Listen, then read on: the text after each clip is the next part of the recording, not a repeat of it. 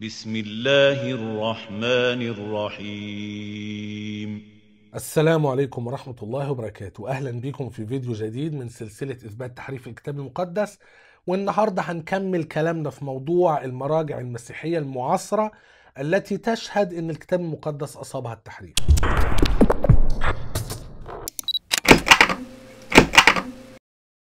في البداية، لو أنت مهتم بالحوار الإسلامي المسيحي وبالنقد الكتابي تحديدا، يبقى أنت لازم تشترك في هذه القناة. اضغط على زر الاشتراك الأحمر واضغط على علامة الجرس علشان تجيلك كل الإشعارات بكل الحلقات الجديدة. الحلقة اللي فاتت اتكلمنا عن النقد النصي في إطار الكلام عن النقد الكتابي، وإن النقد الكتابي منقسم إلى قسمين: النقد الأدنى أو النصي والنقد الأعلى. وإن هدف النقد الكتابي إجمالا هو إنه يعرفنا اللي كتبوا أسفار الكتاب المقدس كانوا عاوزين مننا نفهم إيه من أسفارهم، ايه كان قصد الكتاب الاصليين، هم كانوا عاوزيننا نفهم ايه من اسفارهم. فاحنا علشان نوصل لده لازم الاول نحقق النصوص علشان نعرف هم كتبوا ايه، وبعدين نحاول نفسره علشان نوصل لهم كانوا عاوزين مننا نفهم ايه. واحنا قلنا المرة اللي فاتت ان النقد النصي بيتم تطبيقه على اي كتاب يتوفر فيه شرطين: ان النسخ الاصلية مفقودة، وان المخطوطات ما بينها اختلافات. والمخطوطات ما بينها اختلافات بسبب ان حصل اخطاء اثناء عملية النسخ. والاخطاء اثناء عملية النسخ حصلت يا اما بسبب اخطاء عفوية غير مقصودة او بسبب تحريفات مقصودة. يبقى في 5 نقاط مهمة لما نيجي نقول ان هذا الكتاب بينطبق عليه او بيتم تطبيق علم النقد النصي عليه. ده معناه ان الاصول مفقودة والمخطوطات ما بينها اختلافات، والمخطوطات ما بينها اختلافات علشان كان في اخطاء اثناء عملية النسخ. واخطاء اثناء عملية النسخ معناها ان المخطوطة وهي بتتنقل ما اتنقلتش صح، النص اتغير. فالنص اتغير يا اما نتاج اخطاء عفوية غير مقصودة او بسبب تحريف متعمد مقصود. النهاردة هنقرأ بعض الاقتباسات الاضافية في موضوع اثبات ان الاصول بتاعت اسفار الكتاب المقدس مفقودة. احنا قرينا بعض الاقتباسات المرة اللي فاتت اللي بتقول النقطة دي.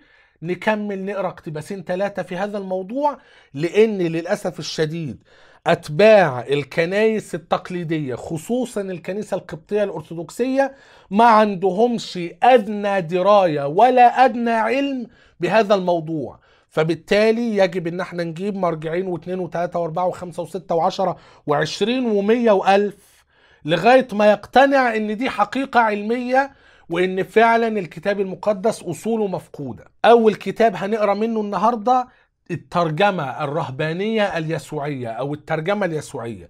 نسخة للكتاب المقدس اسمها ترجمة الرهبانية اليسوعية. الترجمة دي ليها مداخل قبل الأسفار. ففي مدخل للكتاب المقدس ككل في البداية، وبعد كده مدخل للعهد القديم قبل أسفار العهد القديم، وبعدين مدخل قبل كل سفر، وبعدين مدخل للعهد الجديد، وبعدين مدخل قبل كل سفر. فاحنا هنقرأ من مدخل إلى العهد الجديد من الترجمة السبعينية طبعة دار المشرق ببيروت، الصفحة رقم 12. بيقول الآتي: بلغنا نص الأسفار 27 في عدد كبير من المخطوطات التي أنشئت في كثير من مختلف اللغات، وهي محفوظة الآن في المكتبات في طول العالم وعرضه. يعني احنا عندنا مخطوطات كثيرة جدا جدا لأسفار العهد الجديد. طب هل المخطوطات دي ما بينها النسخة الأصلية؟ هو بيقول: وليس في هذه المخطوطات كتاب واحد بخط المؤلف نفسه. احنا عندنا 27 سفر، في سفر واحد منهم النسخة الأصلية بتاعته موجودة. يعني ايه؟ يعني المفروض ان الكتاب المقدس ككل، سواء بقى كان 66 سفر ولا 73 سفر ولا 81 ولا ايا كان، مشكلة قانون الكتاب المقدس اللي احنا اتكلمنا عنه بالتفصيل، المفروض بعدد أسفار الكتاب المقدس اللي انتوا بتقبلوه يكون في عدد نسخ أصلية بخط المؤلف نفسه أو بخط من تولى الكتابة عنه. فهو بيقول ليس في هذه المخطوطات كتاب واحد بخط المؤلف نفسه، بل هي كلها نسخ أو نسخ النسخ للكتب التي خططها يد المؤلف نفسه أو أملاها إملاء. وخلوا بالكم في نقطة مهمة هنتكلم عنها بالتفصيل فيما بعد، نقطة إن المفروض النسخة الأصلية تكون مكتوبة سنة كام، والمخطوطة اللي ما بين إيدينا من سنة كام، وفي كام نسخة بتفصل ما بين الاتنين. لو قلنا على سبيل المثال إن إنجيل مرقس أو إنجيل متى اتكتبوا في القرن الأول الميلادي سنة مثلا 70 أو 60 أو 50 أيا كان، المفروض إن مرقس ما بين 60 و70 والمفروض إن متى ما بين 70 و80، فالمفروض إن يكون عندنا نسخ لمتى ومرقس من النصف الثاني من القرن الأول الميلادي.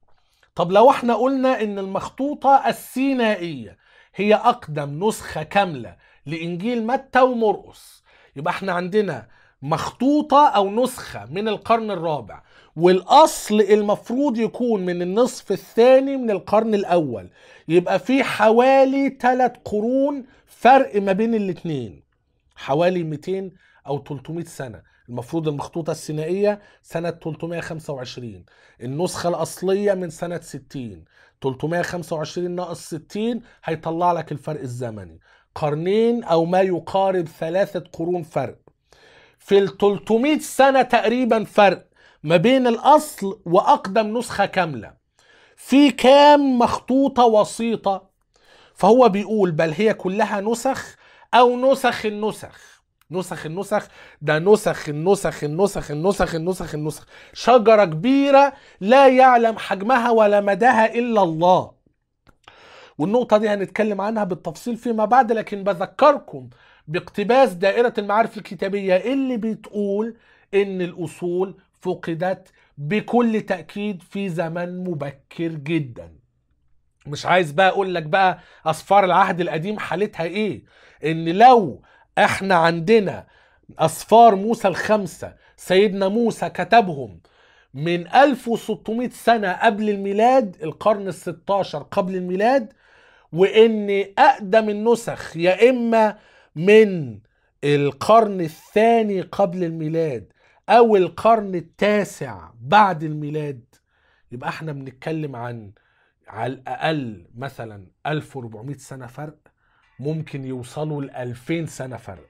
يبقى احنا مفيش ما بين ايدينا النسخة الأصلية، والنسخ اللي ما بين ايدينا دي نسخ النسخ، وفكرة المسافة الزمنية ما بين الأصل وأقدم مخطوطة دي نقطة المفروض تكون في الحسبان، وعدد المخطوطات الوسيطة ما بين الأصل وأقدم مخطوطة دي مسألة هنسلط عليها الضوء بأكثر تفصيل فيما بعد، لكنها نقطة مهمة. وكل ما كان الفاصل الزمني ما بين الأصل وأقدم مخطوطة كبير، كل ما المشكلة كبرت أكتر، وكل ما كان الفاصل الزمني ده ما بين الأصل وأقدم مخطوطة حواه أخطاء كثيرة جدا جدا جدا في عملية النسخ، كل ما المشكلة بتكبر أكتر. هنقرأ من كتاب مخطوطات الكتاب المقدس بلغاتها الأصلية لشنودة ماهر إسحاق أو إيميل ماهر إسحاق. هو غير اسمه قبل الكهنوت، كان اسمه إيميل ماهر إسحاق، بعد الكهنوت لما اترسم شماس دياكون شماس كامل غير اسمه لشنودة ماهر إسحاق. فده كتاب مخطوطات الكتاب المقدس بلغاتها الأصلية لشنودة ماهر إسحاق، طبعة الأنبرويس في العباسية، صفحة رقم 19. بيقول بكل صراحة ليس بين أيدينا الآن المخطوطة الأصلية. وإيه هي المخطوطة الأصلية؟ أي النسخة التي بخط كاتب أي سفر من أسفار العهد الجديد أو القديم. يعني المخطوطة الأصلية مفقودة للعهدين، ما عندناش نسخ أصلية لأي سفر من أسفار الكتاب المقدس، لا العهد القديم ولا العهد الجديد. فهو بيقول لك أي النسخة التي بخط كاتب أي سفر من أسفار العهد الجديد أو العهد القديم. فهذه المخطوطات ربما تكون قد استهلكت من كثرة الاستعمال، بيدي سيناريوهات مختلفة. الأصول دي ضاعت إزاي؟ احنا ما يهمناش ضاعت إزاي، المهم النتيجة إنها ضائعة ومفقودة ولم تصل إلينا. ممكن تكون مدفونة في الصحراء في يوم ما نكتشفها، الله أعلم. ممكن تكون مخفية في دير، الله أعلم. ممكن تكون مدفونة تحت الهرم الأكبر، الله أعلم. لكن الفكرة إنها لم تصل إلينا، لم تصل إلى الدارسين، لم تصل إلى الباحثين، لم تصل إلى المحققين، لم تصل إلى الناس المسؤولة عن طباعة ونشر الكتاب المقدس. كويس؟ ليس بين أيدينا الآن المخطوطة الأصلية، أي النسخة التي بخط كاتب أي سفر من أسفار العهد الجديد أو العهد القديم. فهذه المخطوطات ربما تكون قد استهلكت من كثرة الاستعمال، أو ربما يكون بعضها قد تعرض للإتلاف أو الإخفاء في أزمنة الاضطهاد، خصوصا وأن بعضها كان مكتوبا على ورق البردي وهو سريع التلف. ولكن قبل أن تختفي هذه المخطوطات الأصلية نقلت عنها نسخ كثيرة. هنا فكرة كلام إن ممكن تكون مكتوبة على ورق البردي وهو سريع التلف، فكرة إن ورق البردي كقاعدة سريع التلف ده غير صحيح. وأنا كنت علقت قبل كده كثيرا جدا جدا إن ورق البردي ممكن يبقى متين متانة السنين ويعيش لآلاف السنين زي البرديات بتاعت الفراعنة. فما ينفعش هو يقول كقاعدة إن بما إنها معمولة من البردي فهو سريع التلف، ما ينفعش. فسواء بقى استهلكت من كثرة الاستعمال أو تم إتلافها أو إخفائها في أزمنة الاضطهاد أو لظروف معينة عملوها من بردي سريع التلف، ما يهمناش. المهم إن هذه النسخ الأصلية فقدت ولا يعرف أحد مصيرها. آخر اقتباس هنقرأ منه النهاردة من كتاب وحي الكتاب المقدس ليوسف رياض. يوسف رياض ده غير رياض يوسف داود اللي هو بتاع مدخل إلى النقد الكتابي، ده واحد اسمه يوسف رياض والتاني اسمه رياض يوسف داود. وبالمناسبة احنا قرأنا كتب من كذا طائفة، يعني يوسف رياض بروتستانتي، شنودة ماهر إسحاق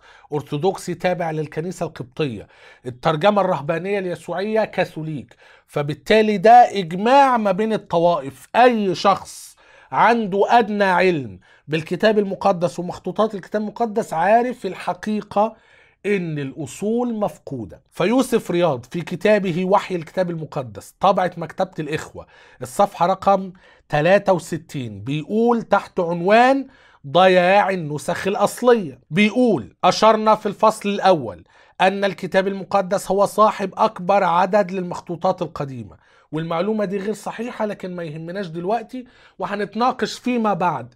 هل عدد المخطوطات الكتير ده في صالح الكتاب المقدس؟